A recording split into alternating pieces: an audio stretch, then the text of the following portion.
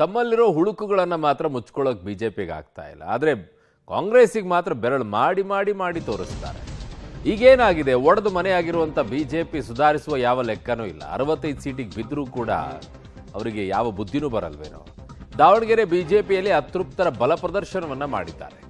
ಮಾಜಿ ಸಂಸದ ಸಿದ್ದೇಶ್ವರ್ ಬರ್ತ್ಡೇ ನೆಪದಲ್ಲಿ ಬಲ ಪ್ರದರ್ಶನವನ್ನ ಮಾಡಿ ಅಲ್ಲಿಗೆ ಮುಗಿದಿದ್ರೆ ಬೇರೆ ಇತ್ತು.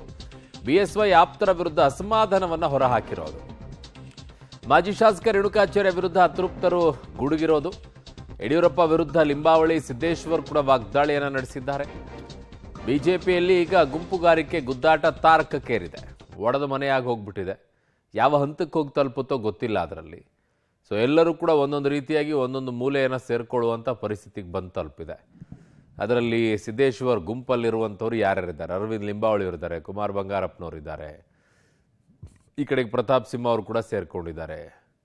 ಸೊ ಎಲ್ಲರದ್ದು ಕೂಡ ಒಂದೊಂದು ಗುಂಪಾಗಿ ಕೂತ್ಕೊಂಡಿದೆ. ನನಗೆ ಚೆನ್ನಾಗಿ ಗೊತ್ತಿದೆ, ಯಡಿಯೂರಪ್ಪನವ್ರು ನಮ್ಮ ಪಕ್ಷ ಬಿಟ್ಟು ಹೊರಟಂಥವ್ರು ಹೋಗಿದ್ರು. ಮತ್ತೆ ಯಾಕೆ ಬಂದ್ರು ಗೊತ್ತಿಲ್ಲಪ್ಪ. ಯಾಕೆ ಬಂದ್ರೆ ಸಿದ್ದೇಶ್ ಅವರೇ ಹೇಳಬೇಕು. ಕಾಂಗ್ರೆಸ್ಸಿನ ಮನೆ ಬಾಗಿಲ ಪಡೆದಿದ್ರು, ಶಿವಶಂಕರ್ ಅವರ ನಿಮ್ಮನೆ ಬಾಗಿಲನ್ನು ಪಡೆದಿದ್ರು. ನಿಮ್ದಲ್ಲ ಅಂದ್ರೆ ಅವ್ರ ನಾಯಕರದ್ದು. ನಿಮ್ದಂದ್ರೆ ನೀವು ನಿಮ್ದು ವೈಯಕ್ತಿಕ ಅಂತ ತಗೋತೀರಿ. ಯಡಿಯೂರಪ್ಪ ಅಂತಾರ ನೀವು, ನಿಮ್ಮ ನಾಯಕರ ಮನೆ ಬಾಗಿಲ ಪಡೆದಿದ್ದು ನೋಡಿ. ನರೇಂದ್ರ ಮೋದಿ ಅವರು ಅಧಿಕಾರ ತಗೊಳ್ಳೋ ಮುಂದೆ ಫಸ್ಟ್ಗೆ ಫೋನ್ ಮಾಡಿ ಯಾರು ಮಂತ್ರಿ ಮಾಡಬೇಕು ಅಂತ ಕೇಳಿದ್ರು. ಸಿಎಂ ಸಿದ್ದೇಶ್ವರ್ ಮಾಡಬೇಕು ಅಂತ ಅವರೇ ಹೇಳಿದ್ರು ಅಂತ ಹೇಳಿದ್ರು. ಸತ್ಯ, 100% ಸತ್ಯ. ನಮ್ಮ ಮಂತ್ರಿ ಮಾಡಬೇಕು ಅಂತ ಹೇಳಿದ್ದು ಯಡಿಯೂರಪ್ಪ ಅವರು ನಿಜ. ನಾನು ಕೂಡ, ನನಗೂ ಕೂಡ ಕರ್ಸ್ಕೊಂಡ್ರು. ಇಲ್ಲಿ ಉತ್ತರಾಯಸ್ವಾಮಿ ಮಠಕ್ಕೆ ಆಶೀರ್ವಾದ ಮಾಡಿಸಿದ್ರು. ದೇಶಣ ಈಗ ಮಂತ್ರಿ ಆಗಲ್ಲ, ಬೇಗ ಮಂತ್ರಿ ಸರಿ ಮಾಡ್ತೀನಿ, ಈ ಸರಿ ಕೈ ಬಿಟ್ಬಿಡೋದು. ಗಾಬರಿ ಆಯ್ತು. ಎಲ್ಲರಿಗೂ ಹೇಳಿದ್ದೀನಿ, ನನ್ನ ಹೆಂಡತಿ ಕರ್ಕೊಂಡು ಊರು ಹೇಳಿದ್ದೀನಿ, ಸಿಗ್ತಾರೆ ಏನಪ್ಪ ಅಂತ ಹೇಳಿ. ಸರ್ ನಾನು ಅನಂತಕುಮಾರ್ ಹತ್ರಕ್ಕೂ ಬರ್ತೇನೆ ಅಂತೆ. ಹೋಗ್ಬಾರ್ದು. ಅನಂತಕುಮಾರ್ ಹತ್ರಕ್ಕೆ ನಾನು 9 ಗಂಟೆಗೆ ಹೋದೆ.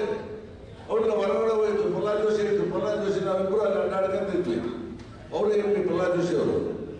ಅನಂತಕುಮಾರ್ ಬಂದಾಗ ಅವ್ರ ಕೇಳಿದೆ, ಸರ್ ಹಿಂಗೆ ಹೇಳಿದ್ರು, ನಾವು ಗಂಡ ಹೆಂಡತಿ ಬಂದು ಎಲ್ಲರೂ ಹೇಳ್ಬಿಟ್ಟಿದ್ದೀವಿ, ಮಂತ್ರಿ ಬೇಡ ಮಂತ್ರಿ ಸರಿ ಮಾಡ್ತೀನಿ ಅಂತ. ದಯವಿಟ್ಟು ನಾನು ನೀವು ಸಿನ್ಸಿಯರಾಗಿ ಇರ್ತೀನಿ, ಇದರಲ್ಲಿ ಇರ್ತೀನಿ, ಈಗಲೂ ಇರ್ತೀನಿ, ಮಂತ್ರಿ ಮಾಡ್ರಿ ಅಂತ. ಅವಾಗ ಅವರು ಭಾಳ ಯೋಚನೆ ಮಾಡಿ ಊಟ ಮಾಡೋರು. ಊಟ ಮಾಡೋದಲ್ಲಿ ಆಯ್ತು ಬರ್ತಿದ್ದ, ಆಯ್ತು ನೋಡೋಣ ಅಂತೇಳಿ ಕಳಿಸಿದ್ರು. ನಾನು ಹೇಳ್ತೀನಿ, ಮಾತಾಡ್ತೀನಿ ಅಂತ ಕಳಿಸಿದ್ರು.